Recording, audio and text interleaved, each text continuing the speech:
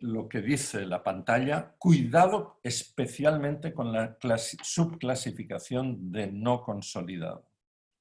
Lo enuncio y luego volveremos sobre ello.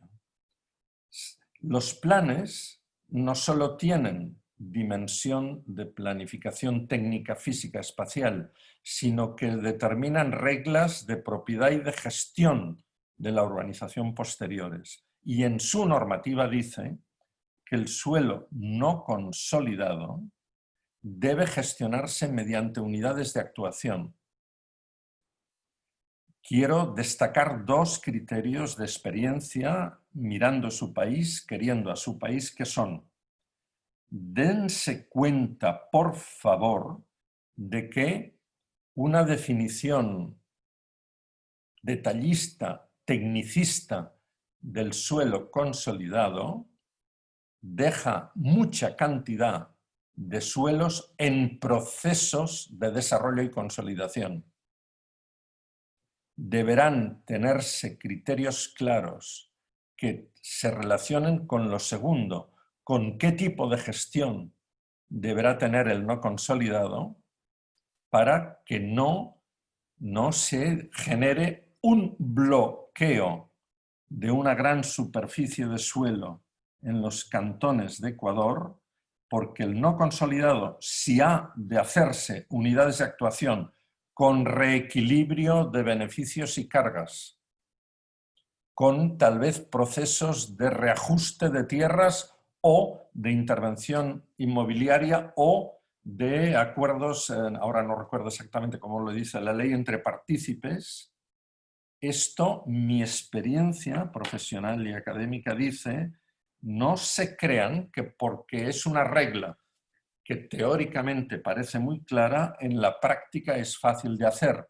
Y si no es fácil de hacer, la teoría del equilibrio de beneficios y cargas, si no funciona, bloquea la realidad y no se podrán otorgar permisos. Siento ser tan contundente, ya empiezo a serlo aquí, quería serlo un poco más adelante, pero me parece pertinente. Luego volveré sobre esto y les diré, no en los contenidos, que son evidentes, que ha de definirse consolidado y no consolidado en el PUCS, sino en criterios de cómo hacer el plan, un poco más adelante, para que esto se supere, esta contradicción. Cómo tratar el consolidado para que se vaya consolidando del todo y cómo reducir el no consolidado a las situaciones donde es más posible realmente el reparto equitativo de beneficios y cargas. El suelo urbano tiene suelos urbanos de protección, los sistemas de soporte y similares, es decir, las áreas, perdón, no debía haber dicho similares, sino las áreas pertinentes que están protegidas por diferentes características. Número 15. Antes de bajar al suelo rural, en medio del urbano y del rural, que son las dos categorías solemnes de la clasificación de suelo de sus planes, que me gusta, por cierto, en nuestro contexto, el de arriba, el 11, se llama urbano y el 16 se llama suelo no urbanizable. Me gusta más la clasificación y la definición que ustedes tienen de rural. Entre ambas está la categoría de suelos a urbanizar, el suelo rural de expansión urbana. Merece una explicación detallada que ahora no haré, para perder tiempo, para no tenemos el tiempo cronométrico de hacerlo, de lo que es un plan parcial. Merece una explicación detallada de qué estándares se colocan ahí. Creo que recuperaré, lo tengo previsto, los estándares en los criterios de cómo hacer plan más adelante, que también se sumarán al criterio de cómo tratar el consolidado y el no consolidado. Voy a avanzar. El suelo rural de producción, de aprovechamiento extractivo, de protección. Aquí les pongo una nota muy personal. Quiero explicarles, antes han visto un plan de Lleida y han visto que mi cantón, mi municipio, es un municipio muy potente ruralmente. Si el suelo urbano tiene 2.000 hectáreas, el cantón tiene 21.000 de rural. 20.000. Es como la mitad del área metropolitana de Barcelona. Cuidado, sus cantones son mucho mayores de superficie, pero en el contexto europeo mi cantón, mi municipio, es muy rural. Sé perfectamente lo que supone el tema de bajar, aterrizar a un tratamiento normativo y planimétrico, normas y planos, la ordenación rural. Paso por delante del 16, 17, 18 y 19 y digo, hay que saber pasar de su cultura excelente de categorías de suelo, categorías de ordenación del suelo por vocaciones o por otros criterios que la ordenación territorial de su país tiene perfectamente trabajada, hay que saber pasar de esto, pasar en el sentido de avanzar más allá y bajar a un tratamiento de normativa urbanística este suelo. Es otro de los retos, de los contenidos del plan urbano del PUCS en Ecuador. La siguiente, por favor. La siguiente. ¿Qué instrumentos de ordenación nos ofrece vuestra normativa? Los polígonos de intervención territorial, número 20. El aprovechamiento, el concepto de aprovechamiento mediante, yo le digo, mediante edificabilidades ponderadas, ponderadas por usos, cuidado, se ponderan las edificabilidades con los usos diferentes. El artículo correspondiente de la ley, cuando define en los primeros artículos de la misma, su ley, cuando define el concepto de aprovechamiento, dice la posibilidad de uso, de diferentes usos con unas intensidades y edificabilidad. No es tan sencillo combinar edificabilidades que se cuantifican fácilmente, metros cuadrados de, o metros cúbicos, para mí mejor metros cuadrados de, techos de construcción, con usos diferentes, porque los usos tienen una valoración en términos, por ejemplo, de beneficio, estamos hablando de aprovechamiento, que no son tan objetivables. Es decir, un metro cuadrado de uso industrial es igual a un metro cuadrado de uso hotelero, pero el valor funcional, pero también, si quieren, económico de los dos usos que he dicho, no son tan fáciles de valorar y ahí les advierto que sean prudentes y empiezo a decir algo que aparecerá en los criterios de interpretación de estos contenidos, que es lo siguiente. Miren, su ley dice que el aprovechamiento es usos diversos y edificabilidad, intensidad, cantidad, pero no dice cómo se mide. No es necesario, aunque es bienvenido, que un ente local defina estas cuestiones.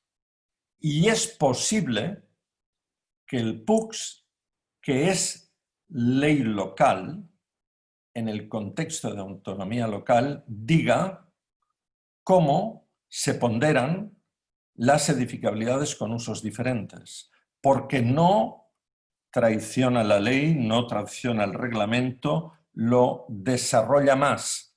¿Comprenden? Por ejemplo, voy a hacer un ejemplo rápido, aunque no sea exacto, no me tomen al pie de la letra. Si en un cantón la edificabilidad, un metro cuadrado industrial, se considera que tiene un valor relativo de 0,8 respecto de un metro cuadrado terciario hotelero turístico, he improvisado dos criterios de índice, de comparación. Fíjense que si un PUCS dijera eso, ponderaría con usos diferentes edificabilidades iguales, pero tienen una referencia visible y cercana. Miren criterios de valoración catastral por si pueden ser usados para esta ponderación, dado que los tienen ahí en los cantones. Aprovechamiento, sigamos. Estándares es otro concepto Y sistemas de soporte, sistemas de las infraestructuras de servicios públicos de diferentes espacios que la comunidad, la sociedad, el cantón debe tener. Los de soporte tienen un carácter más ecosistémico, los de infraestructuras tienen un carácter más antrópico. Estos sistemas tienen que ser coherentes, es decir, si hablamos de un sistema de vialidad, la coherencia principal es que los viales conecten correctamente las áreas de la ciudad. Pero si hablamos de un sistema de zona verde, deben ser cualitativamente correctas las zonas verdes y responder a una cierta cantidad en relación a la población. Criterios de ciudad saludable, Organización Mundial de la Salud, otros, puntos suspensivos, no me hago detallista. Esta relación entre no solo calidad, sino cantidad, puede haber estándares de calidad. Voy a poner un ejemplo doble. Esta relación entre calidad y cantidad de zonas verdes en relación al número de habitantes de un cantón puede ser perfectamente establecida en el PUCS. Otra vez porque lo considero la ley local que aterriza y baja dentro de la autonomía los principios de derechos y deberes de función social de la propiedad que vienen de la Constitución, las reglas y principios que vienen de la normativa del Estado de Ecuador, que son una ley, un reglamento, y ahora sé que una resolución del Consejo Técnico de Uso y Gestión de Suelo. Bien, voy a poner, decía, un ejemplo cualitativo y cuantitativo del estándar de zona verde. Poder decir un PUCS, queremos tener 8 metros cuadrados de zona verde por habitante. Sean prudentes, no miren el libro de Berlín, el libro de Lima, el libro de diferentes sitios. Busquen una cantidad que sea coherente con la geografía, con el clima, con el uso del verde que hace la sociedad. Por ejemplo, una broma, pero que es cierta. Mi ciudad es muy calurosa y muy fría, y cuando es fría la gente no va mucho al parque. Mi padre, perdonen, decía Lleida, tiene 3 estaciones: el invierno, el verano y la del ferrocarril. Claro, en una ciudad así, seamos honestos, establecer un estándar de zona verde altísimo al estilo de una ciudad de otro tipo, más de climas, sería un poco equivocado respecto al contexto cultural y a los hábitos sociales de la ciudad. No por eso vamos a decir que es cero. En el plan que han visto antes, nosotros apostamos por 8 metros cuadrados. La ley española obliga a un mínimo de 5. Bien, este es un estándar cuantitativo, estándar. Luego, en los criterios les diré y cómo calculamos estándares en el PUCS y dónde podemos calcular estas cantidades. Estoy hablando del estándar cuantitativo, por ejemplo, 8 o otros metros cuadrados por habitante, pero también del cualitativo. Por ejemplo, se puede decir que no haya ninguna zona verde dibujada o cedida en un loteo, en una gestión del plan, dibujada, entonces ya está dibujada y por tanto, o cedida, que no está dibujada y aparecerá luego, por ejemplo, que no tenga, si es lineal, un mínimo de ancho de 3 metros, para que permita como mínimo recorrerla y usarla linealmente. Y si es areal, regular o irregular, que tenga un círculo inscribible de tanta superficie. ¿Lo ven? Estos dos son estándares cualitativos. Bien, los instrumentos de ordenación han de definir estándares cuantitativos y cualitativos, sobre todo los cuantitativos, en la planificación del PUCS. Ha de haber una regulación de usos, 3 puntos suspensivos, 3 flechas suspensivas. No me meto ahí porque voy viendo el reloj. Y ha de usar una figura estrictamente ecuatoriana, aunque literalmente tratamiento es una palabra que se comprende, los diferentes tratamientos que ustedes tienen relatados descritos en los artículos, me parece que es el 14 de la ley, ahí los tienen todos. Pero yo les quiero, cuando pongo algo en negro, les quiero avisar de algo. Lean con atención el 42 de la Loctus, que dice esto, que se pueden establecer tratamientos adicionales. ¿Lo ven? Les pido la atención sobre esto porque es muy probable, yo voy a afirmar que es casi obligatorio que se den situaciones tan diversas en los contextos geográficos, topográficos, de características ecológicas, de características culturales de la población, de su estilo de uso de los espacios públicos, de sus hábitos, de los espacios públicos y del espacio edificable y del conjunto de la ciudad, que a lo mejor se requieren tratamientos adicionales. Tomen la palabra, la figura de tratamiento adicional porque lo recuperaremos en los criterios posteriormente y ya les anticipo que lo vincularé a una relación entre suelo urbano consolidado o no. Sí, adelante. Porque es verdad, voy a gestionar el tiempo para tener entre todos tiempo de conversación. Criterios. Bien, esta parte voy a hacer lo siguiente. Sobre un esquema muy genérico, pero sistemático, de los elementos principales técnicos, jurídicos, técnico-jurídicos, para redactar un PUCS, ¿qué criterios de experiencia y de conocimiento, no tanto como ustedes, que quede claro, pero de conocimiento de su realidad, quiero comprometerle a darles, porque quien habla en un contexto local lo ha sido todo. Yo he sido arquitecto de base, director y hasta, lo ha dicho Rubén en la presentación, alcalde unos tiempos de mi ciudad. Conozco bien, vicealcalde, conozco bien la situación.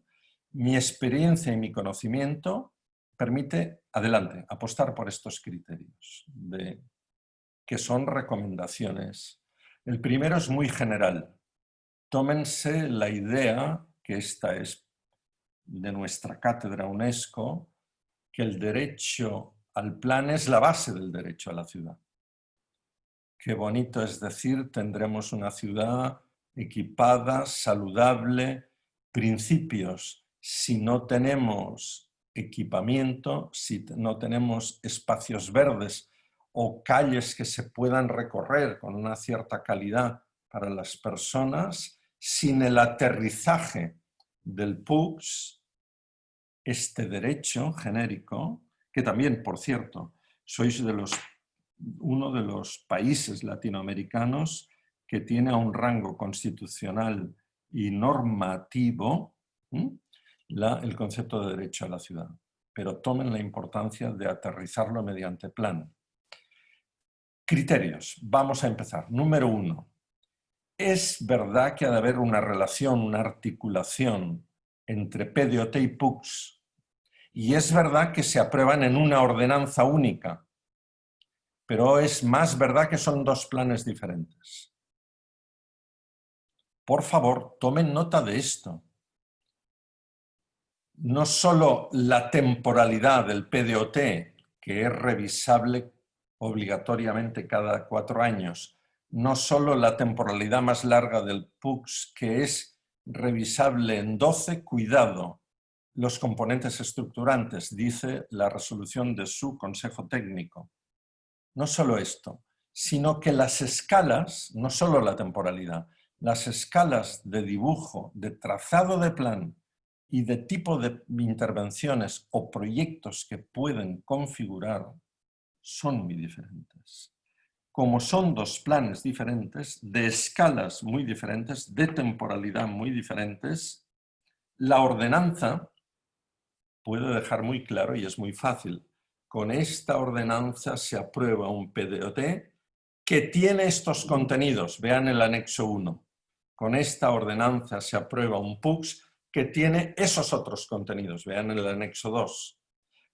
Quiero decirlo porque creo que la ordenanza debe usarse, en mi experiencia de administración pública, como decreto de aprobación para abrir los procesos de tramitación, socialización y participación pública del plan, y luego en segundo debate como decreto, como resolución de aprobación de dos planes que no son la ordenanza. La ordenanza es el acto político-administrativo de aprobación.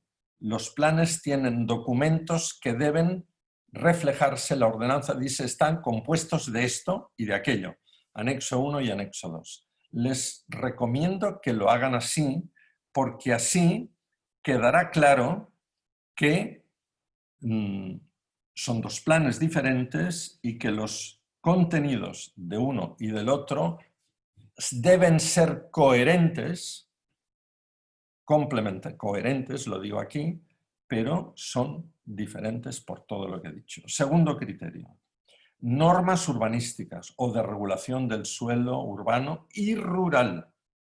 Las normas urbanísticas es una figura que ustedes han incorporado con su ley, con la normativa, ley y reglamento, y denle la importancia que tienen. El carácter de norma urbanística es dos caracteres. Uno es un documento más articulado que tiene perfil y naturaleza de ley local, aterriza la ley general del Estado de Ecuador en un cantón mediante los contenidos de las normas, no de la ordenanza.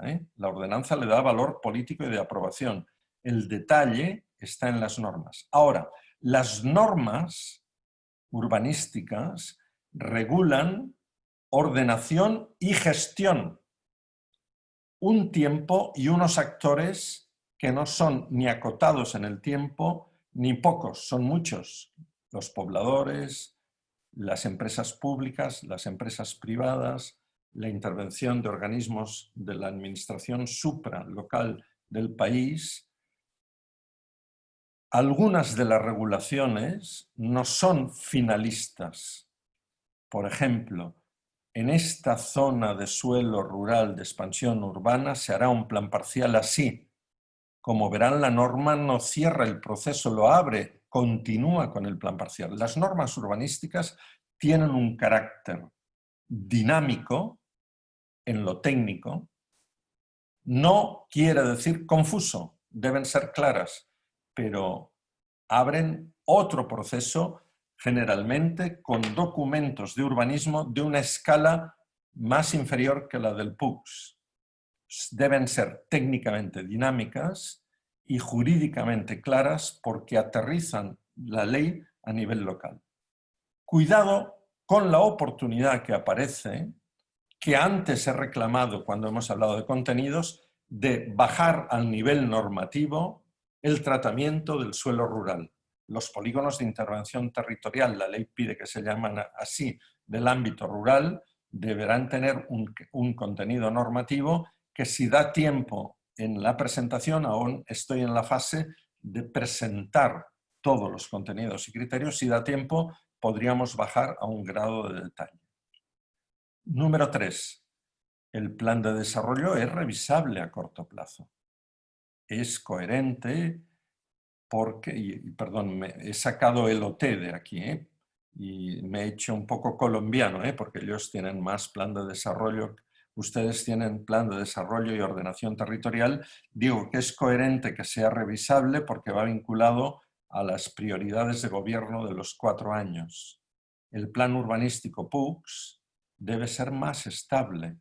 Fíjense que me atrevo a escribir aquí, incluso más de 12 años. Vamos a ver, sé que la resolución de vuestro consejo técnico viene a decir que lo estable, permanente, que no se cambia en 12 años es lo estructurante y que cada 4 años se puede revisar el componente urbanístico. Me parece bien, pero en lo estructurante yo les digo que es más que bueno, necesario que el plan que venga luego reincida, si está bien, el componente estructurante en respetar y cuidar previsiones que vienen de un plan anterior, continuidad de componentes estructurantes de plan. ¿Por qué? porque los planes no son proyectos que actúan parcialmente en una zona, son ordenaciones, regulaciones, trazados, propuesta, programa de ámbito general para todos. Y el espacio urbano general es de todos, por tanto un respeto, no es de pocos. Y en segundo lugar, no cambia fácilmente el curso de un río o los flujos de las vías que funcionan. Miren, es más difícil cambiar una vía que demoler una muralla. Vamos a ver, lean alguna de las ciudades históricas europeas o árabes del Mediterráneo. Las murallas no están, pero por las puertas por donde entraban los caminos rurales y las calles interiores permanecen hoy como plazas. Es decir, el componente estructurante, ahora estoy hablando de la vialidad, otros componentes estructurantes, los parques, los elementos ecológicos ambientales de un río o de flujos de agua. No solo es bueno que tengan una estabilidad de 12 años, sino que incluso es reclamable que más. Sigamos. ¿Qué contiene el PUCS? ¿Qué lo conforma? Tendrá un diagnóstico, sus estudios, pero especialmente tengan, por favor, interés en cuidar unos documentos que son de naturaleza física y de contenidos diferentes que se llaman memoria. No digo nada más, porque cada lugar hará la memoria según lo que luego viene. Normas urbanísticas, no me hagan decir nada más para administrar el tiempo bien, lo he dicho antes, y planos de información y planos normativos o de ordenación. Traten diferente lo que es información y no la escondan. No pasa nada, es decir, si el diagnóstico y los estudios tienen planos de información de mucha calidad de un cantón, preséntenlos en el PUCS con este carácter informativo, porque muchas otras personas pueden aprender usando esta información para otras calidades o para otros desarrollos. Pero traten en los planos normativos todo aquello que estamos desgranando que debe contener el PUCS y con los criterios que vamos describiendo ahora. Señalo antes de pasar a la siguiente diapositiva que aquí he puesto programación. Puede haber un plano que diga programamos estas como las acciones principales. Casi como la lista de proyectos o de acciones que el plan de desarrollo y ordenación territorial suele tener, pero en el caso físico del plan urbano, más físico, más aterrizado, este plano de programa de proyectos puede ser mucho más visible. No les he querido hacer mirar el plan de Lleida, pero se veía en un plano que había unas flechitas que decía este y este proyectos son programados en la vigencia del plan como prioritarios. Puede haber plano de programación, puede. Debe haber memoria, normas, planos de información y de ordenación. Sigamos.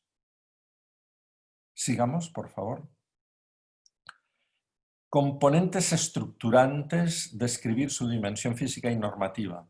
Vamos allí. Cuidado con la definición de suelo no consolidado. Viene del 13, del punto anterior. Ya les he advertido que repito mi argumento básico.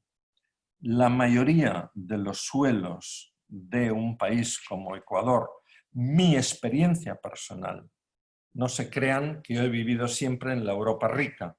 Mi experiencia personal es que la mitad de mi ciudad, cuando yo empecé a trabajar, no tenía todos los servicios, le faltaban muchos.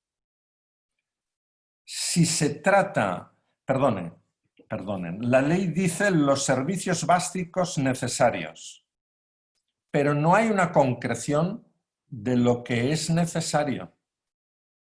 Pero sí que hay criterios internacionales, referencias en vuestro reglamento de normativa ecuatoriana del concepto de habitabilidad básica.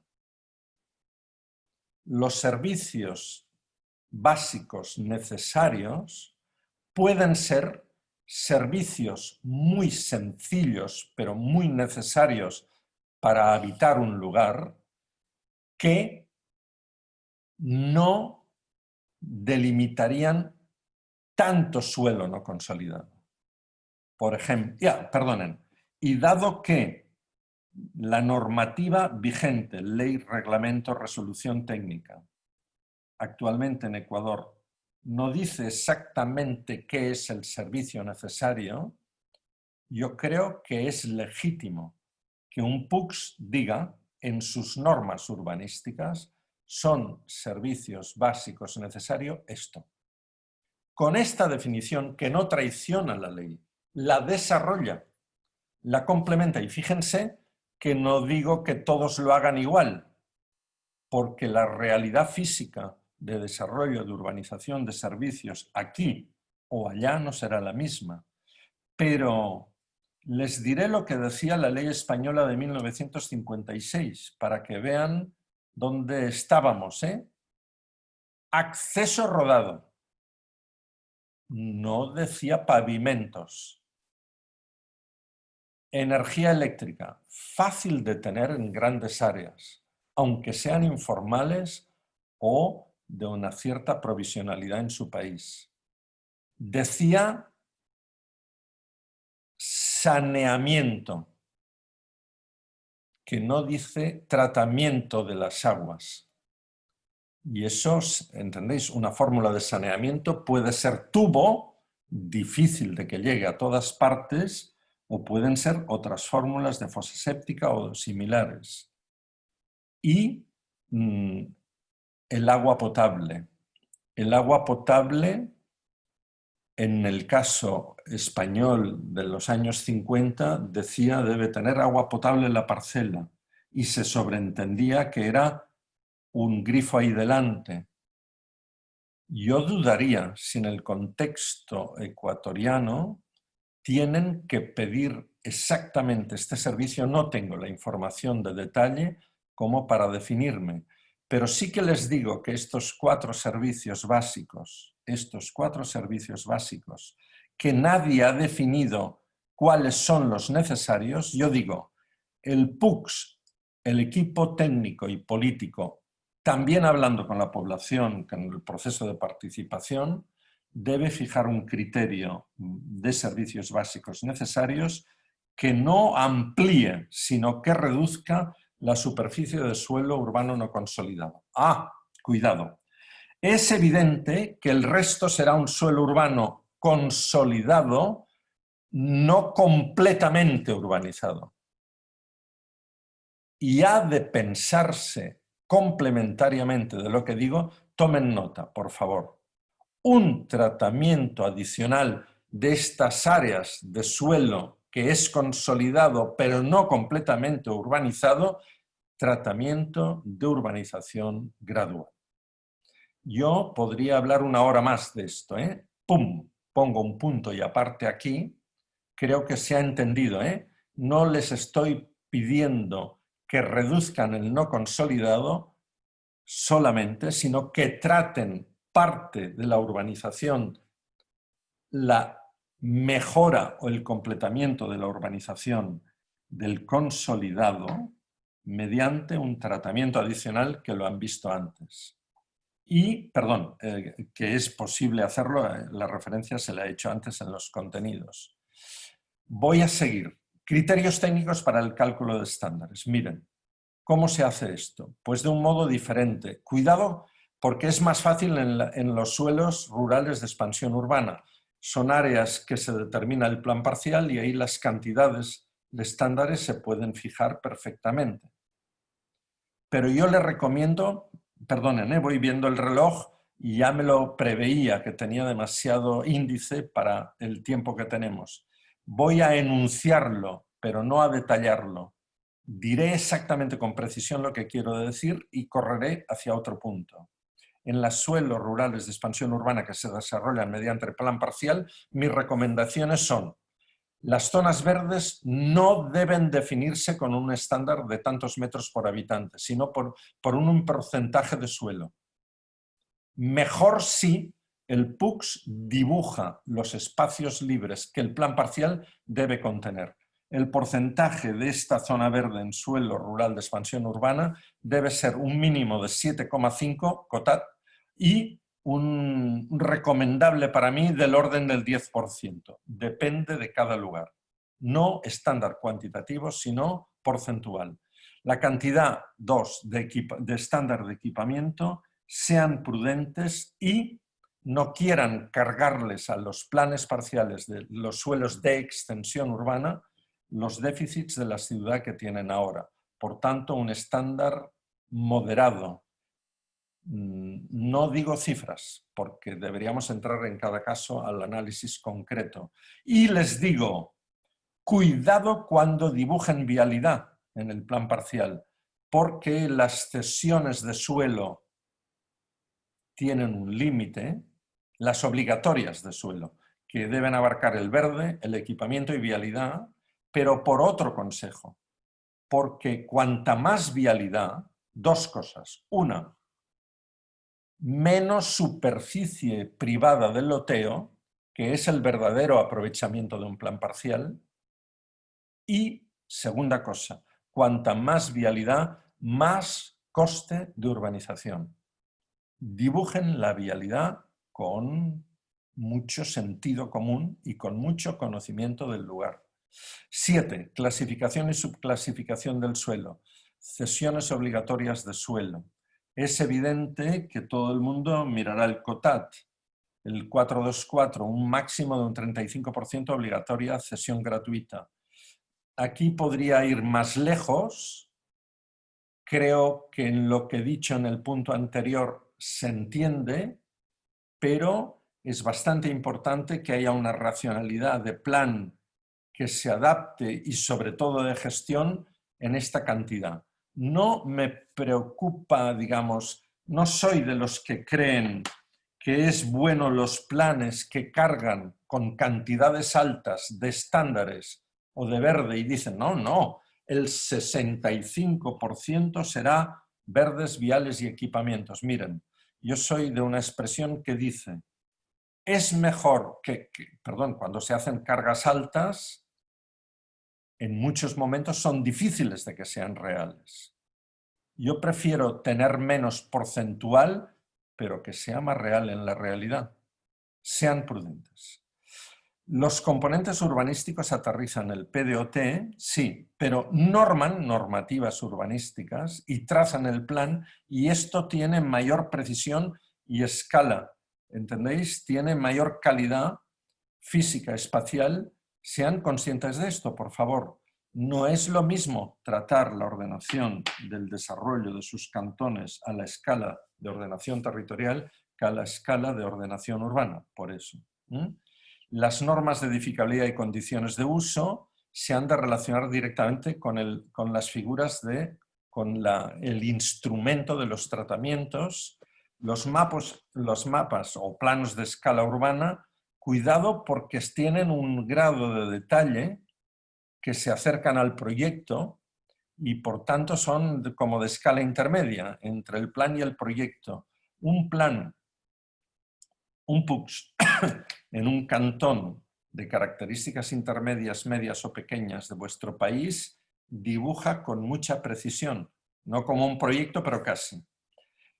Los PITs, los polígonos de intervención territorial, aquí digo, piensen criterios, el criterio de áreas homogéneas.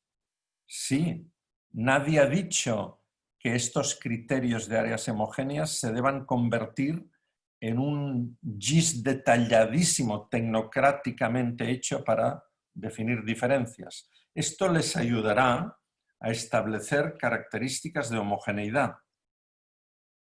Pero hay algo más en la realidad de la vida. Hay morfología y hay toponimia. Esta es el cerrito y esto es el vallecito. Y todos son uniformes en cuanto a condiciones numéricas o datos de homogeneidad, pero unos se llaman de un modo y otros de otro. Y son colindantes. Yo dudaría si hacer un solo PIT o dos.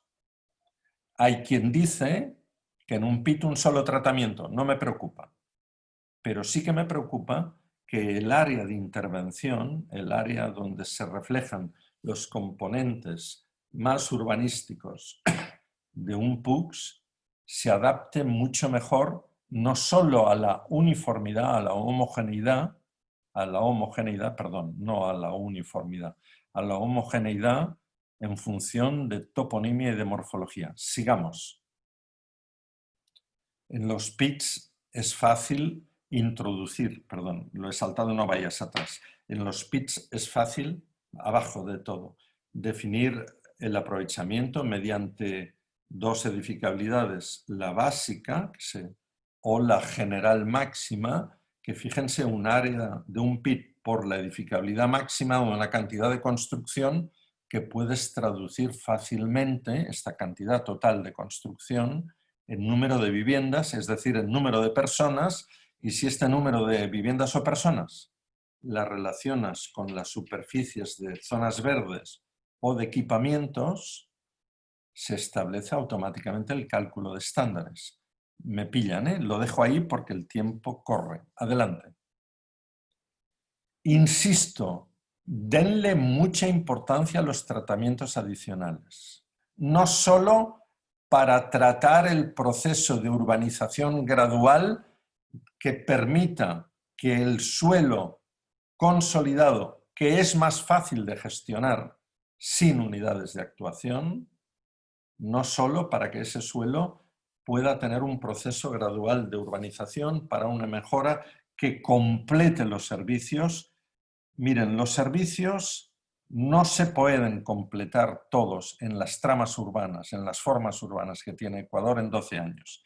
Quien les habla en una ciudad del sur de Europa les dice exactamente lo siguiente. En mis barrios marginales que no tenían los servicios públicos, a base de una inversión continuada, nos costó 25 años. Urbanización gradual. Porque no tenemos en Ecuador, ni yo tenía en aquel entonces tanto dinero para hacerlo todo de golpe. Pero además, no es que no lo tenga el GAT o el ayuntamiento. No, es que no lo tiene la población. Y si hay que cobrarles el coste directamente de esa urbanización o a través de las contribuciones especiales de mejora, no puedes ahogarlos económicamente. Y además, perdón, en un contexto actual, pandemia y el impacto económico que nos genera sobre todos, hay que ser gradual, moderado y, por tanto, cuidado. La filosofía de urbanización gradual no es para inventarse un tratamiento específico para pasar del no consolidado al consolidado. No, es un criterio más general de articular los planes suavemente, gradualmente, continuadamente, moderadamente. Y por último, el PUCS es mejorable siempre. Y es mejorable de un modo particular, les quiero llamar atención sobre esto, en la tramitación posterior a su redacción, perdón, he dicho formulación, pero es su redacción, que va entre el primer y segundo debate. Tómenselo en serio esto que les dice alguien por experiencia. Haces un plan con las condiciones políticas y técnicas que tienes, las dificultades que ustedes tienen, lo intentarán hacer lo mejor posible, ya lo tienen hecho, lo aprueban en primer debate y se abre, creo que, dos procesos en su contexto. Uno de socialización con el consejo, ¿no?, de planificación de cada cantón y otro más abierto de participación con la sociedad. Son dos procesos muy diferentes. Uno es muy institucional y de personas que conocen más lo que es un PUCS. Más, no del todo, más.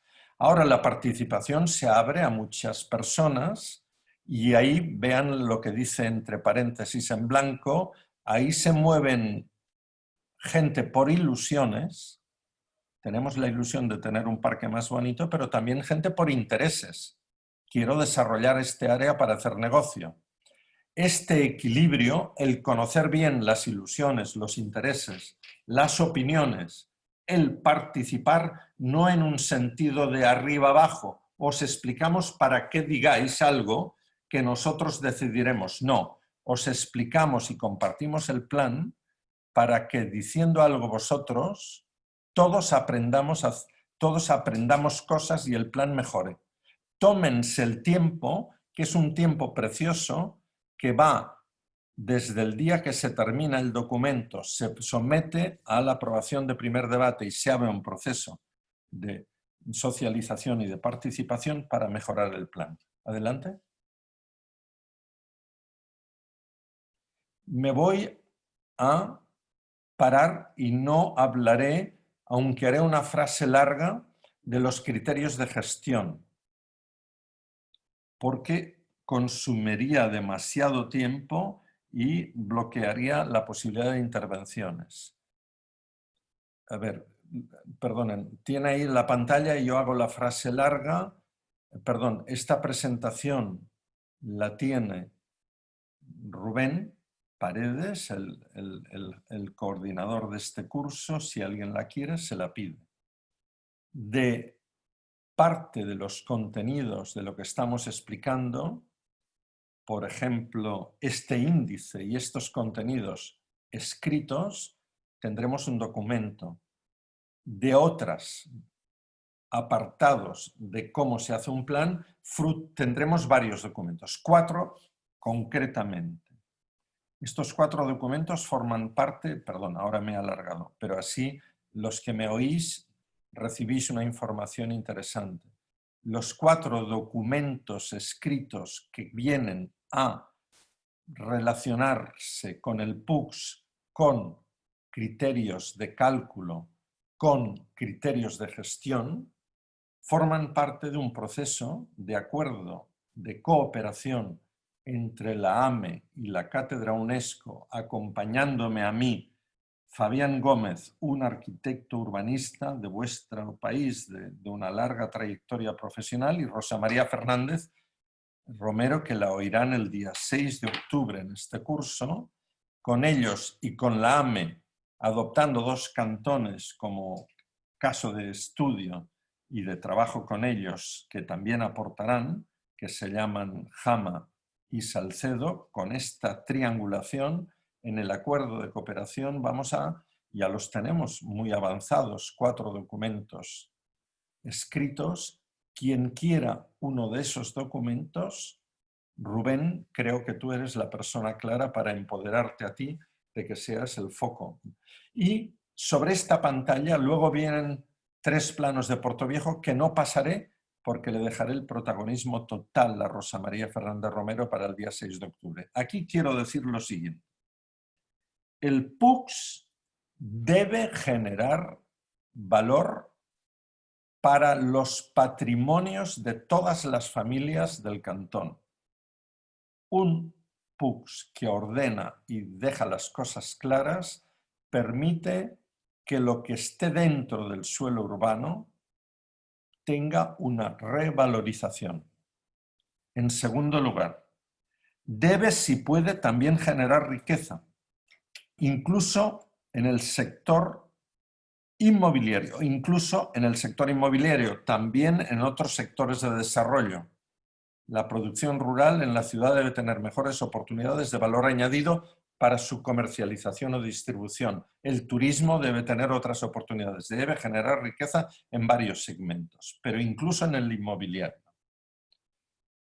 En este proceso de generación de valor, de todos los valores patrimoniales, de los inmuebles, de todos, de algunos vectores de negocio, el cantón se articula mediante 3 instrumentos más otros, pero 3 de ellos que son fáciles de usar, los están usando la mayoría de ustedes. Uno se llama usar mejor el catastro y el impuesto predial o inmobiliario. Es un ingreso permanente, gradual, que en un proceso a medio plazo, en 12 años, por ejemplo, supongan que solo hubiera un incremento del 1%, por 12 años es el 12%. Usen el predial para tener un escenario de aunque sean moderados, mayores ingresos locales.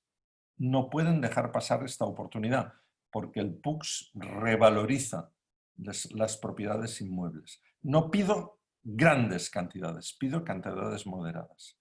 Primer instrumento. Segundo instrumento. Pueden dibujar y hacer normas que aclaran claramente que ha de haber cesiones gratuitas de suelo. Si hay cesión gratuita de suelo, ustedes, Cantón, ahorrarán los costes de compra o indemnización por expropiación de ese suelo. Es otro ingreso. Indirecto, pero es un ingreso. Tercero, si ustedes aumentan la superficie de vialidad que obtienen mediante los instrumentos que acabo de decir, cuando apliquen las contribuciones especiales, que han de ser prudentes y graduales, urbanización gradual, no todo de golpe. Vamos a hacer primero el saneamiento y el agua. No, primero la luz, que es lo más barato, luego el saneamiento, luego el agua, luego las aceras, luego el pavimento, en fases gradualmente seguidas. No digo sucesivas, digo seguidas, depende de la temporalidad. Esto permite que el presupuesto local no tiene que gastar tanto de golpe y que las familias o los propietarios que pagan contribuciones especiales de mejora las pagan temporalmente. Yo me costó 25 años en un barrio que no tenía nada, de 3.000 personas, dejarlo como un pueblo con todos los servicios, usando estas técnicas, no estas técnicas, esta sabiduría de ir haciendo paso a paso gradualmente, sin cargar. Pero esta fórmula de contribuciones especiales, hoy en día, el PUCS puede decir que como es un deber no solo ceder gratuitamente hasta una cierta cantidad de suelo, COTAT 424, sino que pagar la urbanización, COTAT, ley y reglamento, las contribuciones deberían ser graduales en cantidades más pequeñas, pero al 100%, porque es una obligación normativa, constitucional, de las leyes de Ecuador. Si lo hacen así, no les cobrarán el 100% de 1.000, sino el 100% de 25. Y dentro de 2 años de 35. Y dentro de 3 años de 300. ¿Entienden? Dentro de 4 años de 370. Y irá sumando hasta 1.000. Esto, perdón, he dicho demasiado 1.000, podía haber dicho 200. Como... Bien, los criterios de gestión que tienen aquí no se agotan en la legislación, en la normativa ecuatoriana. Hay otros, cesión onerosa, reajuste de tierras, unidades de actuación, reparto equitativo de beneficios y cargas, cooperación entre partícipes, intervención inmobiliaria, puntos suspensivos. Por supuesto, usen estos otros, pero no era para hoy. También fíjense el tiempo que me estoy excediendo. También he tenido el problema de no empezar. Yo por mí no tengo prisa. Voy a dejar abierta la parte final de comentarios o preguntas, perdónenme, porque los 15 minutos que hemos retrasado el arranque ahora me pesan. Ahora es el momento de ustedes. No, pásalos, por favor. Otro. Dejo para Rosa María esta parte. Otro. Y gracias. Bien, estoy a su disposición. Muchas gracias, Josep. Muchas gracias por la presentación. Y bueno, vamos a ver. Yo veía que mientras estábamos, había algunas preguntas. No sé si en términos generales alguien quiere hacer preguntas en relación a lo que hemos visto con Josep. Y veo que había algunas intervenciones acá, pero me parece que preguntas escritas no veo formuladas. No sé si alguien de AME me puede confirmar, porque no estaba viendo el chat mientras tú exponías, entonces me es difícil saber Sí, si había preguntas. De todas formas, bueno, abrimos No, el espacio perdón, para poder... no había preguntas en el chat, no nos han De acuerdo, hecho ninguna pregunta, pero como tú dices, podemos de acuerdo. habilitarles los micrófonos para que puedan realizar las preguntas que necesiten. Perfecto.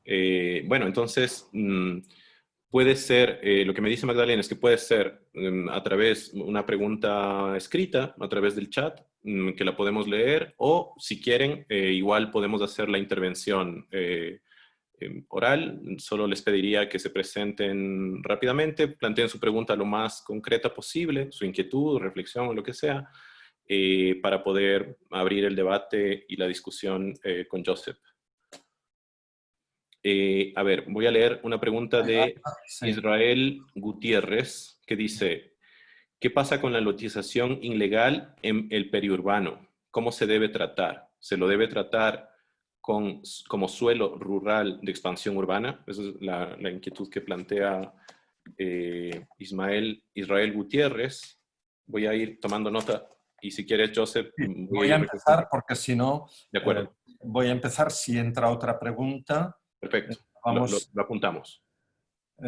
bueno, hay otra pregunta que tiene de Jefferson Masson. Voy a empezar por esta. ¿Se puede aprobar el PDOT y el PUX en diferentes ordenanzas? No. Está claro en su normativa que se aprueban en una única ordenanza que coordina los dos planes. La pregunta anterior, que es más difícil. Fíjense, les voy a hacer ver algo que creo que, que debería haberse tenido en cuenta más en las normas de un país. El primer paso de consolidación urbana de un área es el lotearla, porque si es periurbano, dejará de haber cultivos, ¿verdad? Se perderá el uso rural o forestal o lo que sea, ¿verdad? Pero es que además se rompe la unidad de una propiedad y se empieza a distribuir en muchas manos. El primer paso de consolidación, que nadie lo dice, ¿eh? ¿Entendéis? Que si tienes servicios o no tienes servicios. No. El primer paso de consolidación de un suelo es su loteo. Y Ecuador tiene, hasta, perdonen, ahora me pondré simpático, una sabiduría en lotear por aquí y por allá excesiva, ¿eh? Es increíble su ley de tierras, el lotear como comunidad de propiedad, etcétera, etcétera, ¿eh? Hay una pluralidad. La pregunta dice, en el periurbano, la lotización ilegal. Bien, les diré lo que es mi opinión sobre eso. Si lo quieren tratar mediante suelo urbano, suelo rural de expansión urbana y han de hacer un plan parcial, o hacen muy bien el plan parcial o no avanzará, porque ¿cómo tendrán que relotear otra vez? Reajustar las propiedades. ¿Comprenden? El plan parcial es fácil de hacer cuando hay propiedades grandes sin loteo, porque se trazan no lotes, calles, zonas verdes, equipamientos. Cuando te encuentras frente al loteo la cosa se complica mucho. No solo la gestión, el dibujo. Pasarás la calle por encima de algunos que tienen lotes preloteados. Claro, se puede hacer redistribución de beneficios y cargas, reajuste de tierras, pero esto les voy a preguntar claramente, ¿lo han hecho muchas veces esto? Lotear sí que lo han hecho muchas veces todos ustedes, ¿eh? Expropiar terrenos para abrir calles o zonas verdes también. Obtener alguna cesión gratuita también. Aplicar contribuciones especiales también. Pero reajustes no me engañen. Yo en mi vida, que he hecho mucha gestión, he hecho menos reajustes que todo lo demás. Por tanto, cuando hay loteo, ilegal, dice ahí, ilegal dice, ¿eh? No lo solucionarán con suelo rural de expansión urbana que debe desarrollarse con un plan parcial y con unidades de actuación, es decir, con reajuste. Y entonces hay que hacer, y me mojo, que se dice en español, dos cosas, mirárselo bien y saber si se quiere consolidar o no eso. Y mi consejo es, porque en mi ciudad tuve que hacerlo así. Si habían loteos que tenían algunas casas y estaban fáciles de conectar, porque el camino sobre el cual se habían apoyado podía convertirse en una calle que empalmaba bien con el resto de la ciudad y no estaban lejos, es decir, que tirarles el tubo de agua potable o traer el tubo de saneamiento no era muy complicado, lo pasamos a un suelo urbano de consolidación gradual, de urbanización gradual. Lo legalizamos, a cambio de que esas personas cedieran las transversales para que aquello tuviera una trama viaria y no hubieran problemas de accesibilidad por seguridad y por servicios, y a cambio de que pagaran contribuciones especiales de mejora por el coste de urbanización. Ahora bien, si eran loteos sin construcción, en una ladera peligrosa, en un área protegida, tal vez lejos también de conectar con la trama urbana, déjenlos en rural y digan que no se puede edificar ahí.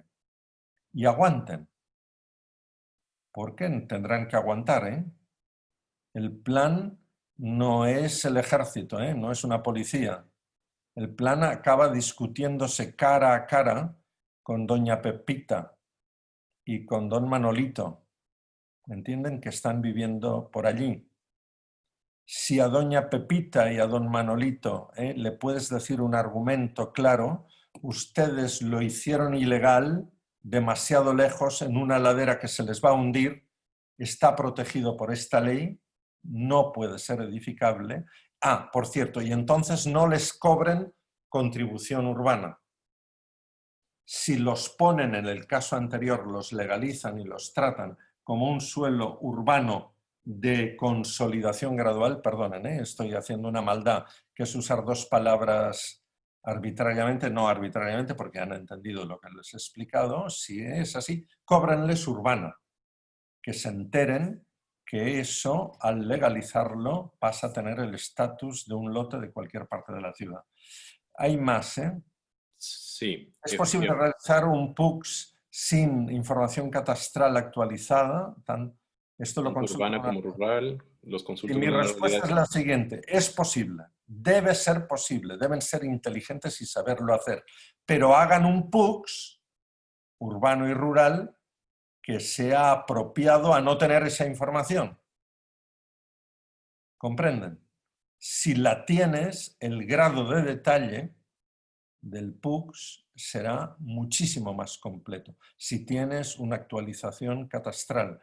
Si no la tienes, los contenidos deben ser más genéricos. Por ejemplo, un área de estas de urbanización gradual podría decir esto, el primer paso, tratamiento normativo adicional de urbanización gradual. El primer paso en esta área es que los propietarios de todo el área aporten un plano de todos los lotes.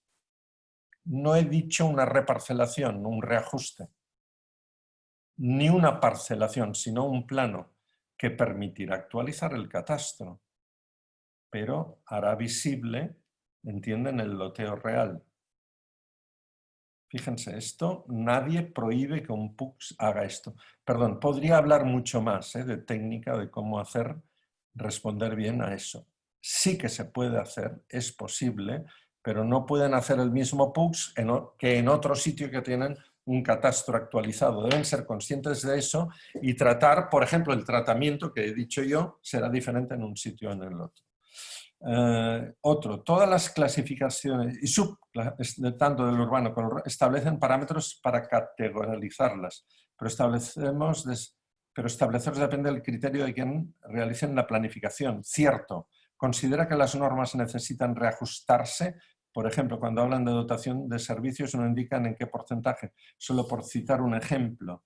Esperen, lo diré así. Las normas deben definir estas cosas. Tienen, por suerte, la oportunidad de que no les caiga el avión, sino que aterrice Aterrizar es tocar el suelo de vuestra realidad y estas normas reajustarse o adaptarse o desarrollar las condiciones que establezcan estos parámetros de categoría.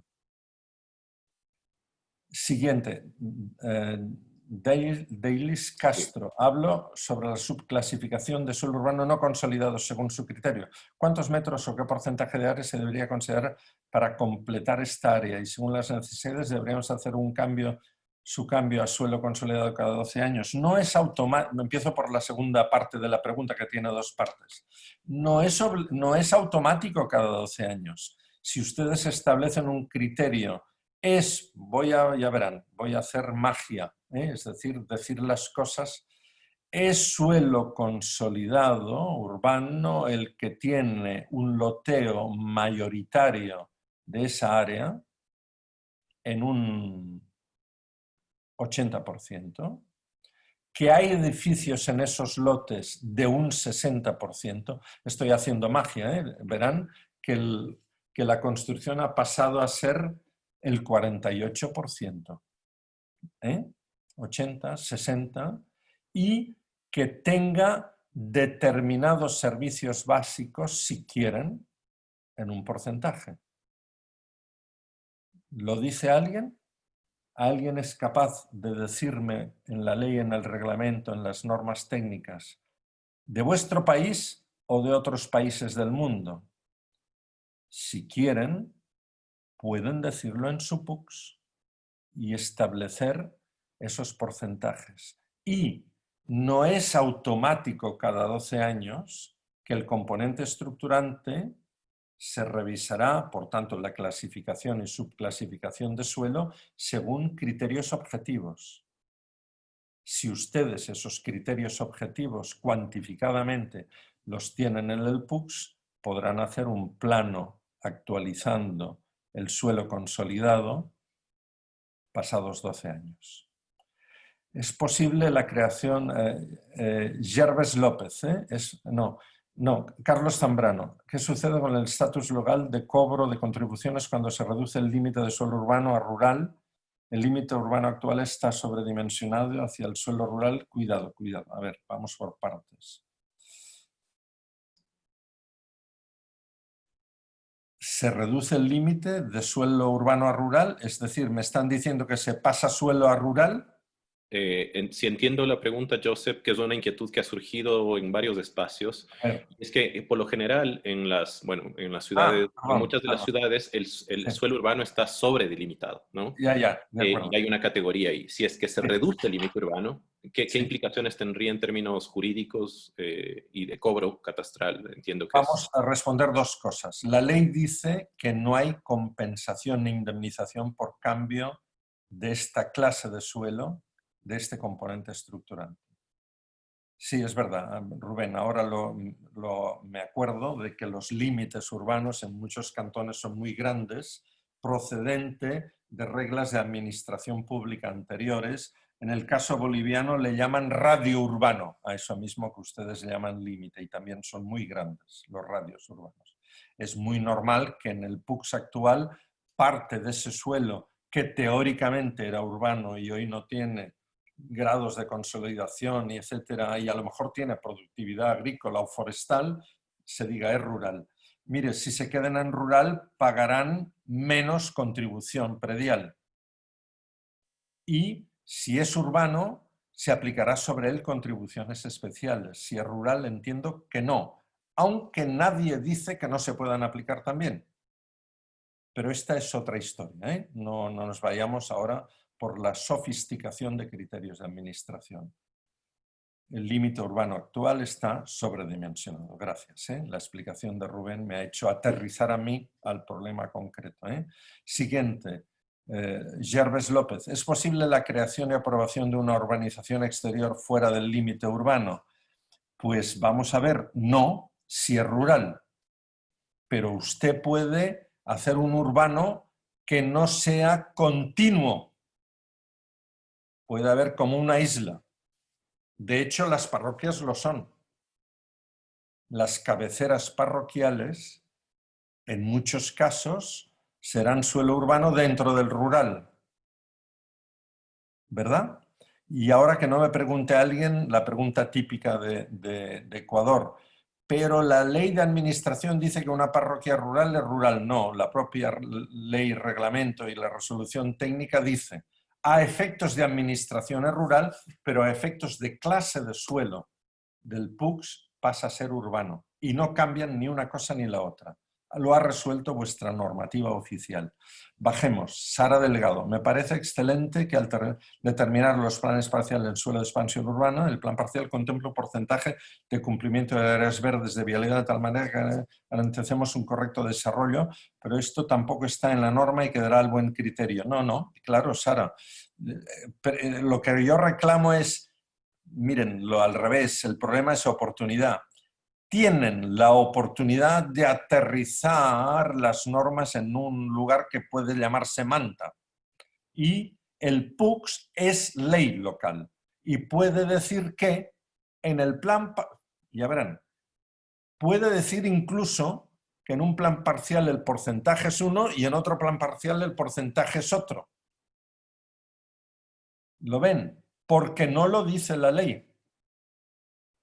Les aseguro que el porcentaje de zonas verdes, leyendo el COTAD, no podrá ser inferior al 7,5%.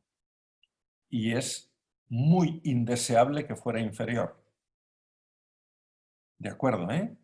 Yo también les he prevenido, no me vengan a dibujar planes parciales que, como en España, coloquen el porcentaje de verde, equipamiento y vialidad hasta el 60%. Por el problema de cesiones gratuitas que tienen en su COTAD y porque más suelo de vialidad es más coste de urbanización. Y otra cosa, cuando lo que se vende como desarrollo inmobiliario en España es apartamentos, ¿entienden? En el 40% se puede subir hacia arriba porque se vende lo de arriba, los apartamentos, pero ustedes generalmente lo que venden son lotes. Por tanto, el plan parcial le interesa, para que sea viable, que tenga más superficie privada, menos superficie de vialidad, un mínimo de zona verde razonable, no la que ellos decidan, sino la que oriente o puede dibujar incluso el plan o el PUCS. Creo que quedó claro, ¿eh? El PUCS es una oportunidad de establecer normativamente la cantidad de suelo, de cesiones obligatorias, el estándar de sistemas, y yo he recomendado que lo hagan mediante porcentaje, porque si no, ahora no lo puedo hacer, lo he hecho en trabajo con alguno de mis colegas en Ecuador. Si ustedes multiplican número de viviendas, número de personas por 15 metros cuadrados de zona verde y de equipamiento o 20, verán lo que sale. Si le suman el porcentaje de vialidades, que no es un estándar cuantitativo, sino un dibujo, se pasarán rápidamente al 45, al 50, puede que incluso superen el 50% del suelo destinado a público. Pasarán los problemas que les he explicado antes y no voy a repetir. Campos. ¿Existe tal vez en el país o en la región un ejemplo de un plan parcial desarrollado? ¿Hay algún documento adicional que nos recomienda revisar el tema? Yo no puedo responder si lo hay. Sé que Quito está haciendo algún plan parcial. Sé que Cuenca no ha hecho planes parciales, pero ha hecho desarrollos dibujados de la escala plan parcial. Bueno, seamos cooperativos, ¿no? En la tradición urbanística española nos sobra experiencia de planes parciales. Estamos procesando un trabajo de cooperación con la Universidad de Cuenca para redactar un manual, no otra guía, y hay 3 de guías en Ecuador de cómo hacer un PUCS, sino de cómo se hacen las cosas. Y ahí habrá una descripción detallada de lo que es un plan parcial. He respondido indirectamente, ¿eh? Creo que podrían preguntar en Quito, creo que en Cuenca también, creo que alguno de ustedes podría responder mejor que yo porque sabe más que yo de su país. Gutiérrez, en mi experiencia, ¿cuáles son las mejores determinaciones para reducir gradualmente la especulación del suelo urbano? 1. Dibujar el suelo urbano bien dibujado y no restrictivamente, ampliamente. 2. Añadirle a ese suelo las cantidades de suelo de extensión,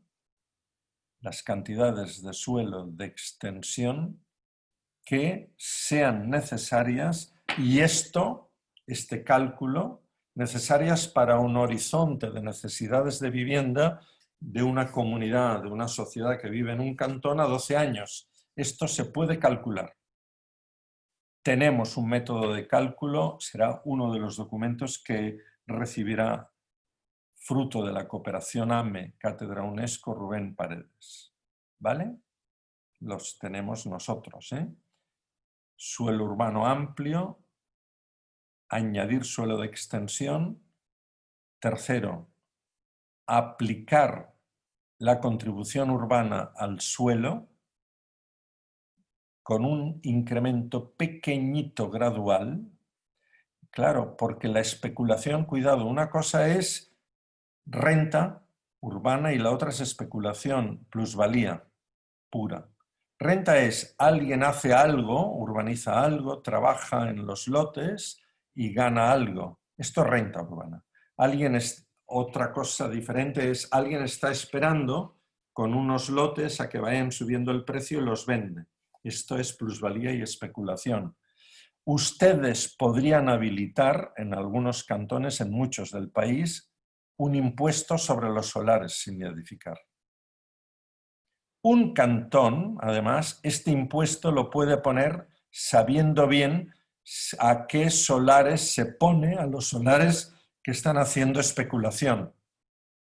Cuarto criterio, no solo es suficiente la delimitación de suelo, no solo es suficiente aplicar el impuesto para que quien retiene tierra como especulación o quien la retiene para vender más caro pague predial y impuesto sobre solares sin construcción. El cuarto criterio es mantengan la ordenación mucho tiempo estable, porque así se sabrá los valores relativos de las partes de la ciudad. Cuando no hay plan, todo es una sorpresa y pueden haber valores relativos invisibles. Se facilita indirectamente la especulación. Quinto, si hay zonas que son urbanas, pero tienen menor valor porque no hay una escuela cerca o no hay un centro de salud cerca o la urbanización es poca, gestionando escuela, salud, urbanización, se aumenta el valor de las zonas débiles de valor. Y, de hecho, el hecho de que esto aumente de valor disminuye relativamente lo que se llama renta diferencial de las zonas que ya lo tienen y donde la especulación es más rentable. Entiendan, si la especulación se va a la periferia donde hay poco valor y quiere hacer catastral, impuesto sobre solares sin edificar.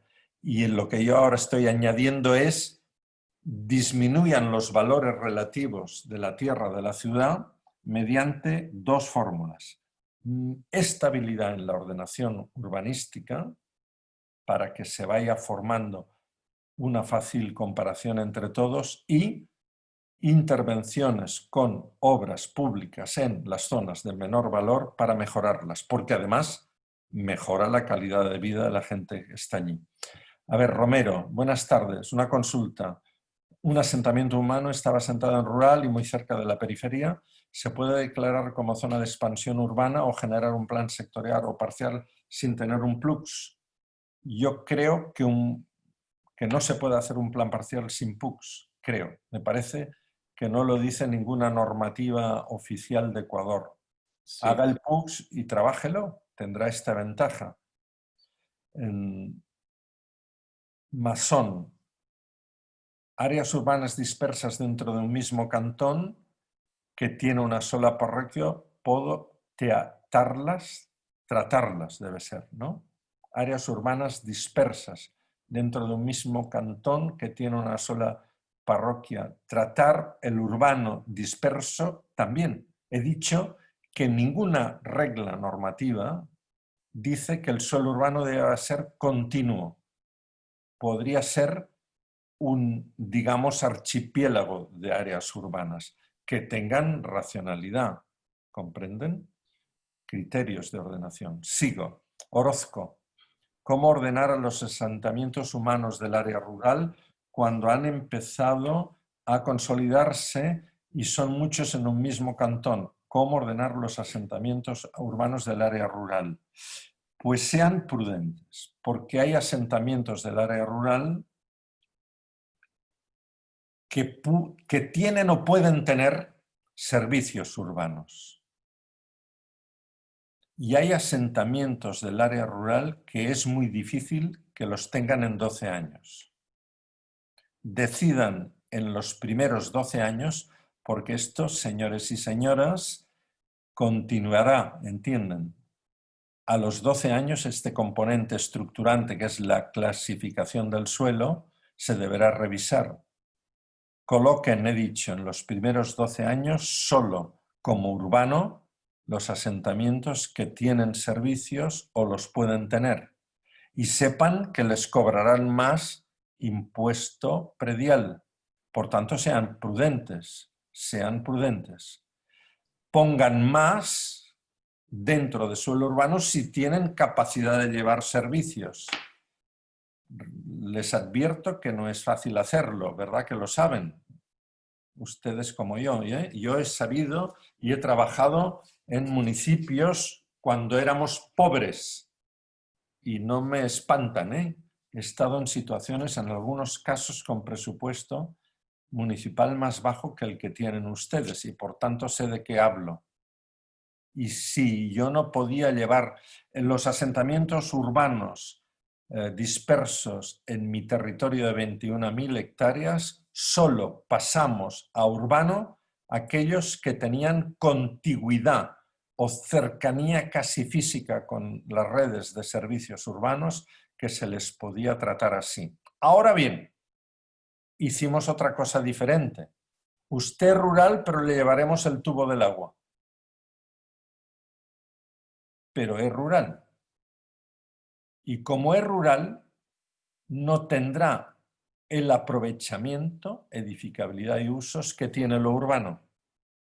Y tampoco tendrá una carga fiscal, contribución predial tan alta. Será más baja. Sí. Sigo. Joseph, solo una acotación a esto que me parece que ha sido reiterativo en algunos de los espacios que hemos discutido, digamos, y que creo que está relacionado a lo que tú mencionabas y por eso quiero puntualizar sobre eso, que también en el territorio que tú tuviste posibilidades de administrar, Lleida, el territorio era mayoritariamente rural. Creo que muchos de los cantones aquí tendrán áreas urbanas pequeñas y grandes territorios rurales. Y creo que lo que has dicho es importante porque no necesariamente para establecer el plan, ¿no?, tiene que ser urbano. Es decir, de hecho, el plan de uso y gestión de suelos norma el suelo urbano y rural.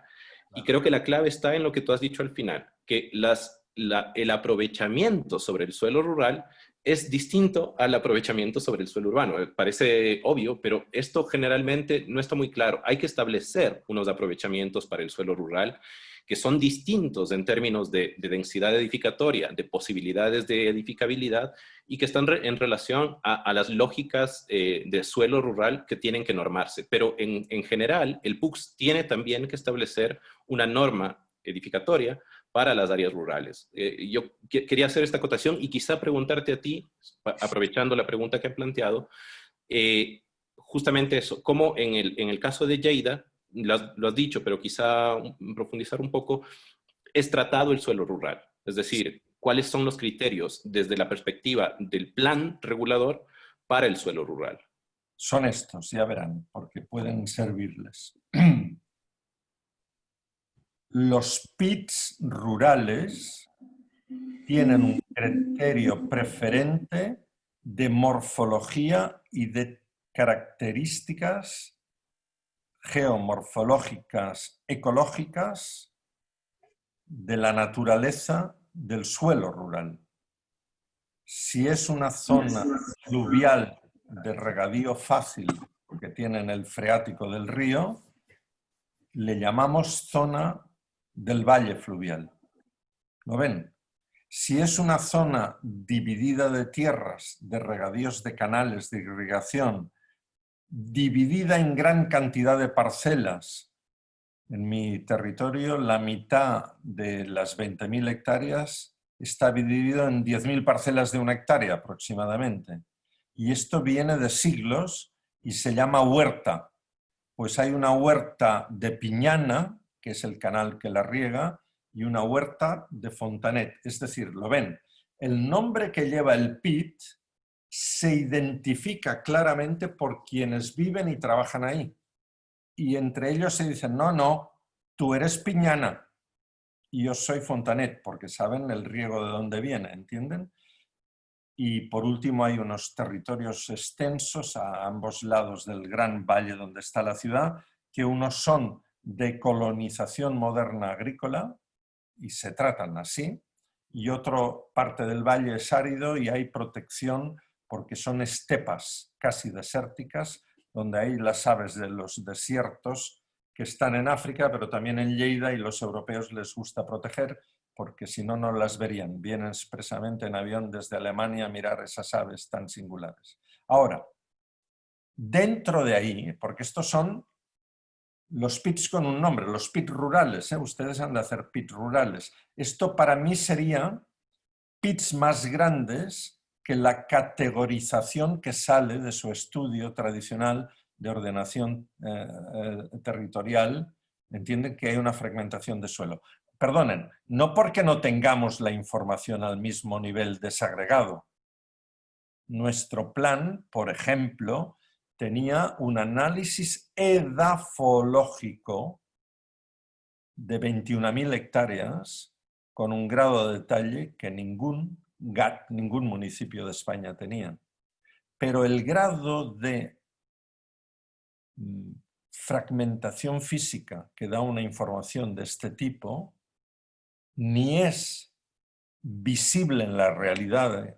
Si vas andando, ves lo que son cultivos fluviales del río y ves lo que son huertas históricas. Y la gente lo entiende y se habla y saben perfectamente. Pero no ven que en el valle fluvial del río hay áreas de prime farlands, edafología de alto nivel, y hay áreas contaminadas por el desagüe de nitratos que tiene la agricultura de ganadería. Eso lo sabemos, pero no lo dividimos a trocitos porque dividir a trocitos todo eso hace que ellos no puedan decir tú estás en el valle fluvial. Y en un valle fluvial, aprovechamientos, vamos al aprovechamiento. No dejamos edificar casi nada. ¿Por qué? Porque si viene el río se los lleva por delante. Y se puede explicar, Ramón, no te dejamos edificar porque ya lo viste en el 82 bajo el río y ¿qué pasó? ¿Entiende? Ahora, en las huertas históricas de alrededor o en las tierras de colonización, se deja edificar y aprovechar, sobre todo se normativa lo que tiene que ver que puedan hacer sus instalaciones o edificaciones rurales con facilidad y se deja aprovechar para que vivan también. Incluso se hace un juego singular, ya verás, Rubén y todos. Las legislaciones españolas y catalanas son muy restrictivas, no le llaman rural, son más duras, le llaman no urbanizable. Entonces dice, solo se pueden hacer viviendas familiares. Esto dice nuestra ley. Es decir, está intentando decir que si uno trabaja allí y viven allí, que puedan hacer su vivienda familiar. Fíjense, esta es una lección total de que el PUCS puede aterrizar la ley, también en Lleida.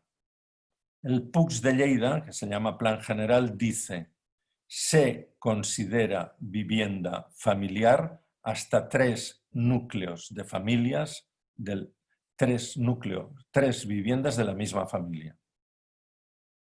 Papá, el hijo mayor, la hermana menor, ¿entienden? ¿Lo ven, eh? No contradice la ley, la concreta, la aterriza y permitimos, ha quedado claro todo esto, pero otro detalle muy importante. Las normas urbanas y la ordenación de un suelo rural, la ley dice, se ordenará con edificación aislada. Es una frase jurídica tecnocrática muy evidente, como es rural y está todo aislado y disperso. Y entonces vienen los planes tontos y dicen, como es aislada y como es rural y esto es grande, la casita donde vive papá y el hijo que es el que heredará el trabajo rural y la granja y todo aquello, como es aislada y esto rural, la casita se ha de situar a 25, retranqueo, a 25 metros del vecino.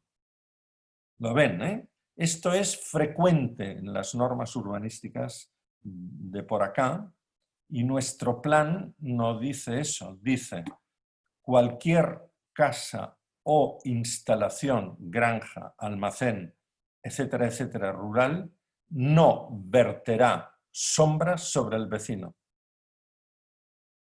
¿Lo ven? Estos son criterios de ordenación que no son tontería y tipificación de las cosas, que aterrizan allí. Y ahora termino, perdón, hay más preguntas. Yo voy bien, ¿eh? Ustedes, voy a decir la anécdota. Lo que propondría Joseph es, porque bueno, estamos a las 4:30, me parece que hay una persona que también quiere hacer una intervención, Álvaro, ¿verdad? Si es que no me equivoco. Álvaro David Villota. Darle la palabra a Álvaro. Vamos a ir recogiendo las preguntas para no alargar demasiado esta sesión. Las vamos a sistematizar y bueno, podremos ir conversando, salvo que, digamos, haya disponibilidad de todos de prolongar un poco más, pero estamos más o menos a la hora de cierre. Entonces, lo que propondría es eso. Las otras preguntas que están planteadas en el chat están relacionadas de alguna manera a lo que hemos conversado ahora con Joseph. Hay algo sobre el suelo rural y las posibilidades o que debería autorizar el MAGAP. Sobre eso también podemos conversar, que es un tema más normativo específico que no necesariamente lo tenemos que abordar ahora mismo, Joseph. Entonces yo preferiría darle la palabra a Álvaro y en función de las preguntas que vayan saliendo podemos, a través del foro virtual que tenemos en la plataforma, ir respondiendo a las inquietudes que han quedado sin respuesta hoy. Si te parece, Joseph, y si les parece a todos. Sí, sí, me callo para escuchar bien a David. Álvaro. Hola, José María. Saludos, chicos. Perdón, creo que hay mucho eco, José María. Saludos, compañeros y a todos los que están presentes. Yo quisiera más bien enfocarme en otro tema, ¿no? Y quisiera ver desde tu punto de vista, o qué crees como urbanista en este caso, sobre la oportunidad que existe o tenemos en este momento, después de haber pasado esta catástrofe del COVID, ¿no?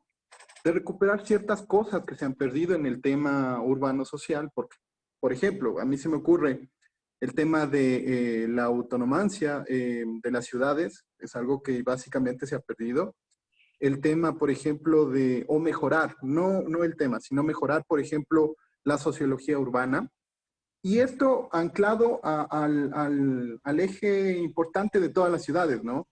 El tema de tener una posibilidad de redefinir o reestructurar la economía urbana. Entonces, son 3 temas que van anclados justamente, pero como no ha habido oportunidades de tener estas, o más bien dicho, no hemos pasado pandemias de manera seguida, yo quisiera ver ese concepto que tal vez tú tienes, porque esto es un concepto general que puede ser aplicable en cualquier parte del mundo. Pero me gustaría ver desde tu enfoque, si lo crees prudente o si lo crees como una oportunidad, a pesar de que tengamos obviamente esta pandemia que nos está agobiando todavía, ¿no? Tratar de redirigir esos temas que te puse, ¿no? El tema social, socio-urbano en este caso, ¿no? El tema economías urbanas o territoriales y el tema, sobre todo el tema de la autonomacia que básicamente resguarda, ¿no? O sea, tiene justamente la idea de tener esa riqueza propia del lugar, de cada uno de los lugares, y que ya no la tenemos. Ahora, Si nosotros nos enfocamos en que tuvimos la oportunidad de encerrarnos otra vez en nuestras casas y hacernos una autoanálisis, una introspección propia, urbana, social, ya no convivimos mucho como estábamos acostumbrados, no sé si tal vez se considere posiblemente como una oportunidad desde tu punto de vista. Me gustaría saber mucho eso. Esa sería básicamente la pregunta, estimado Joseph. Gracias, Rubén. Gracias, Álvaro. Mi posicionamiento, escuchándoles, es, recuerdan que he formulado la idea, lo diré así, el plan es una oportunidad de concretar o perfilar, menos concreción, escenarios y acciones. Escenarios, vamos a ver, ya verás, David, de una sociedad que es más consciente de lo común. Por ejemplo, cuando os he dicho, tómense en serio y con toda la ventaja de mejorar el plan el periodo entre el primer debate y el segundo debate. Aprovéchenlo al máximo. Capten de las opiniones de las personas qué ilusiones de mejorar la ciudad tienen, de esta idea de generar comunidad, de generar sociabilidad entre todos, pero capten también si hay intereses de algunas inversiones que pudieran ir bien. ¿Comprenden? Lo digo en la doble dimensión. Un poco más. A partir de esto, pero también de los estudios derivados de la planificación de desarrollo y ordenación territorial y de vuestra experiencia y expresamente de la capacidad de lideraje del equipo político y técnico de los cantones, coloquen en el PUCS proyectos que no tienen por qué ser inmediatos, pero que abran procesos de mejora de la productividad y de la economía local. Y hay 2 o 3 vectores que son imprescindibles. Los diré. La producción del campo, el mundo rural, es una producción o rural o forestal o pesquera o de montaña. Es una producción primaria que necesita los núcleos urbanos como mínimo para distribuirse. Puede que haya mercado, pero pueden haber también más valor añadido, transformar esos productos y comercializarlos mejor. Cortar madera y subirla a un camión y pasarla por el puente principal del cantón para llevarla no sé dónde es menos valor que fabricar muebles. Perdón, había de haber sido más prudente. Cortar madera y transportar árboles cortados por un camión es diferente de cortar madera y transportar listones o viguetas, ¿entiendes? Y aún es diferente de transportar muebles. Instalaciones o actividades o oportunidades de valor añadido a la producción primaria del entorno. El núcleo urbano debe ofrecer este servicio. Debe ofrecer también servicios como el agua que puede llegar, ¿no?, a la población rural para que tenga unas condiciones de vida mejores. En otra dimensión, generar calidad de vida y valor del patrimonio de cada uno, aunque sea poco. La parcelita valía 100, dentro de 12 años ha de valer 120. Porque si esa familia tiene un mayor valor, podrá aportar un poco más al presupuesto común. Y el presupuesto común aumentará. Y habrán unas obras que revertirán a favor de todos. Y en medio, esto es importante porque alguien por aquí habla de la ciudad de los 15 minutos. Mire, las únicas ciudades que realmente son de 15 minutos son los cantones medianos y pequeños de Ecuador. No es Quito, no me fastidien, ¿eh? ¿De dónde vienen estos discursos, eh? 15 minutos es 1,5 kilómetros andando, ¿eh? Vean sus cantones, Sunchales. Ay, no, Sunchales no, cualquiera de estos. Ahora me falló la precisión, ¿entienden? Muchos, ¿eh? Tienen radios de vida muy pequeños. No lo rompan. ¿Entienden? Generen con el plan un espacio de vida que sea de 15 o 20 o 30 minutos, no pasa nada, ¿eh? Es muy fardón y muy chic y muy snob decir 15. El mundo anda mucho más. Los ricos no. Pero el mundo anda mucho más que esto. No rompan esta condición de cercanía porque tiene que ver con la salud. Es decir, no rompan esto y mejoren algunos espacios públicos, comunes de todos, donde se puedan dar más gente separada entre sí. Si una calle es inútil para el tráfico y se convierte en peatonal, ganamos en salud. Si un parque está mal ventilado porque hay no sé qué problema y lo podemos ventilar mejor, ganamos en salud. Si añadimos un espacio deportivo, si colocamos bien las escuelas. O sea, hay muchas pequeñas acciones que no se hacen todas mañana, pero la pandemia nos enseña que debemos aumentar las condiciones de salud porque no solo hay virus que flota en el aire, ¿eh? Hay partículas, gases, calentamiento. David, sí que se puede usar el PUCS para esto y si me has escuchado que he tenido que ser muy rápido, se puede usar el PUCS para reforzar el presupuesto local, sin duda. Yo afirmo, cualquier PUCS de Ecuador medianamente bien hecho con la técnica de gestión que yo he propuesto, que es no la sofisticada, cesión onerosa, reparcelación, reajustes 1000, no. Lo que yo he dicho, que no lo repito, pronostico que en 12 años aumentará un 5% la capacidad de gasto en urbanización. Y si cobran eso, díganle a la gente, miren, esta es la cantidad, digamos, hagan como presupuesto participativo de los ingresos mayores que tienen.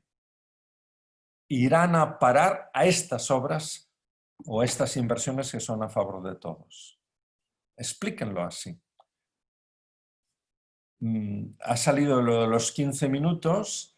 Cuidado con lo de los planes parciales, ¿eh? Está escribiendo por aquí. No. El plan parcial es dentro del suelo rural de expansión urbana. Pregunto, ¿hay suelos rurales de expansión urbana en Ecuador si no hay un PUCS aprobado? Respóndame a alguien. No. No, por tanto, ha de haber PUCS para haber plan parcial. Cuidado, ¿eh? Léanse, por favor, la norma técnica, resolución 5 del Consejo Técnico de Uso y Gestión del Suelo, que dice que se puede hacer simultáneamente. Y esto a mí me gusta. ¿Entienden? Esto es un paso allá, ¿eh? Es decir, bueno, y alguien me dirá, es que tenemos prisa, esto siempre pasa. No sé quién no sé, ahora la pregunta no la miro, ¿eh? Ya lo sé lo que pasa, ¿eh? Pasa en muchas ciudades que ese plan parcial tiene prioridad, pero el PUCS no. En mi ciudad pasó legalizar el barrio de los ricos que estaba alrededor del tenis club, fue lo que motivó a hacer un plan, porque hicieron un plan parcial, digámoslo así, lo enviaron al Estado y el Estado dijo no se puede aprobar. Entonces, y dijo el municipio, ¿qué hemos de hacer? Pues hagan un PUCS y pongan este plan parcial dentro. Es así en la historia de mi ciudad. Entonces yo digo, si tienen un área que tiene tanta prioridad, hagan un PUCS que ya tenga el plan parcial hecho de eso. A ese sector le darán una velocidad mucho más grande que a otros. Pero digo algo más, ¿eh? si tienen la habilidad de hacer un PUX que en las áreas de suelo rural, de expansión urbana, dibuja la escala de plan parcial y las unidades de actuación, digan, fíjense, aquella ordenanza que aprueba 2 planes, aprobará 3, 4 o 5, ¿entiendes? En esta ordenanza se aprueba el PDOT y se aprueba un PUX que tiene colgando el plan parcial 1, el plan parcial 2 y el plan parcial 3. Si son tan ágiles de hacer esto, avanzarán muchísimo, porque hacer planes parciales no es fácil. Es un área muy fácil de planificar, pero hay 4 propietarios. Solo 4, ¿eh? Yo tengo la experiencia en un área que había 64. Entonces, como solo hay 4, parece fácil. Pero resulta que el A se peleó por la mujer del B. El B pierde a tenis cada semana con el D. Y el C no sabe ni contesta. ¿Creen que es fácil hacer un plan parcial? Claro, es fácil. Lo haremos en el GAT y lo aprobaremos. El A va contra el B, el C no contesta, el D resulta que es abogado. ¿Comprenden? Esta es la vida real. Entonces se empiezan a pleitear y el plan parcial por aquí y por allá. ¿Comprenden? Cuidado. Ahora les voy a decir otra lección, me parece que para cerrar ya el curso, que dice: en el mundo de la gestión y de la planificación urbana no hay, agárrense, 2 metros cuadrados iguales. En arquitectura se parecen bastante, 2 metros cuadrados, pero en gestión urbana y en política urbana no. ¿Comprenden? Y ahora no hablo más, porque podría hablar mucho más, pero esta frase es contundente, no la han leído en los libros, se la dice a alguien que ha hecho planes, ¿entienden? Que ha hecho planes y que los ha llevado a la realidad. En Barcelona, que es una ciudad muy potente, yo he sido el director de urbanismo de Barcelona y he hecho que los planes que dibujaban mis colegas, mis equipos, fueran realidades. Y en Lleida, que no es Barcelona, ¿entienden? Y en Lleida pasa que yo puedo saber cómo es el metro cuadrado 1 y cómo es el metro cuadrado 2, ¿entienden? Puedo hasta conocer al A y al B, a la persona. En Barcelona esto es más difícil. Aprovechen la ventaja que tienen un cantón intermedio, mediano o pequeño de entender quién está detrás de las cosas para tratarlo de un modo o de otro. Muchas gracias, Josep. Muchas gracias por la presentación, gracias por las reflexiones a partir de las preguntas y gracias a quienes han planteado sus preguntas adicional a las que, digamos, han quedado y que las he tomado nota para ir complementando ya en el desarrollo del foro que tendremos seguramente en el desarrollo del curso. Gracias nuevamente a todos. Yo quisiera simplemente hacer un énfasis en esto último que has dicho, Josep, que me parece clave, y que es efectivamente, a diferencia de lo que hasta ahora han sido los PDOTs en el ámbito nacional, que son instrumentos que de alguna manera han sido formulados desde las instituciones, en el mejor de los casos socializado, pero nunca pensados en desarrollar conjuntamente con la ciudadanía. El plan de uso y gestión de suelo y los planes parciales, como tú bien mencionas, básicamente dependen de la activación de los agentes privados y del acuerdo que haya entre actores territoriales a partir de lo que el plan establece. En ese sentido, es muy importante que efectivamente se tome en cuenta que no es un plan que orienta únicamente la acción pública, sino que articula las actorías privadas y norma eso que tiene que pasar entre actores territoriales, y por eso me parece fundamental lo que tú has planteado de tratar de articular a los procesos de participación ciudadana, pero no solamente a los procesos de participación ciudadana, sino a la construcción del plan como un instrumento de gestión, orientado a la gestión del territorio y de los usos del suelo. Nada más, yo sé que por allá es tarde, Josep, muchísimas gracias por estar hasta ahora con nosotros. Continuaremos en las actividades programadas en el curso. Saludos a todos Y como digo, las preguntas y las cosas que se quieran ir profundizando las podemos ir viendo en los espacios que están programados desde la AMI. Muchas gracias, Joseph. Gracias a todos nuevamente y seguimos en contacto. Nos vemos otra vez. Hasta luego. Buenas tardes. Gracias. Adiós, Fabián. Adiós, Rubén. Adiós, Rosa María. Adiós, David, que te veo ahí. A los demás no.